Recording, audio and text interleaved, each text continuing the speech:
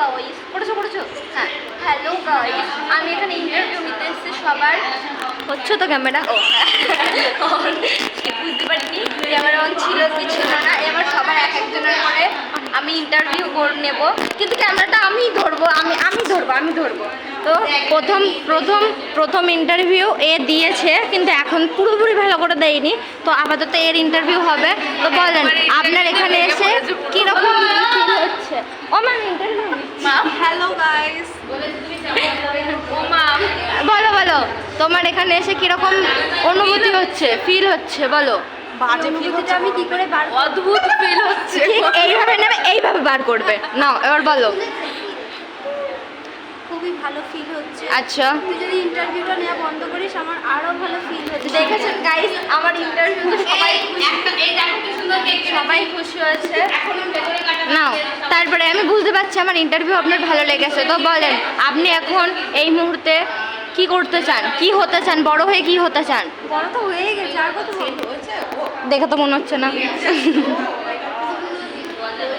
না, নিজের পায়ে দাঁড়ানোর কথা বলছি, এমন না যে আমার ওরকম বলতে চাচ্ছি না। ইনকাম কি করতে চাচ্ছেন? ইনকাম আমি অপমান করছি না। আপনার লাইফে কত টাকা ইনকাম করলে আপনার সংসার চলে যাবে সেরকম বলেন। জানি না। আপনার মনে হয় কি? আরে ইন্টারভিউ, আবার ইন্টারভিউটা চালু হয়ে গেছে। বন্ধ করে কেক খাওয়া এসব আবার করবি। এখানে এর মুখটা একদম বাংলার পাস হয়ে গেছে, কারণ এর ইন্টারভিউটা ভালো করে দিতে পারিনি। এই দিভাইটা ইন্টারভিউ পাস করতে পারিনি। ইনি পাস করেছে কিন্তু মোটামুটি, কিন্তু সেভাবে পাস করিনি। ওর জন্য এনার কাছে এখন ইন্টারভিউ হবে।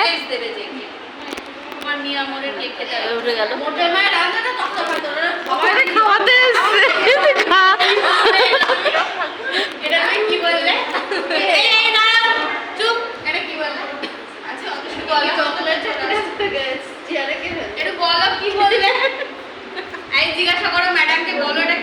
কি বললেন?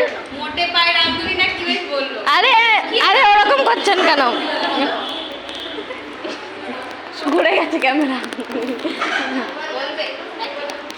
ইনি এখন কেক খাচ্ছেন, এনাকে দেবে না কেউ।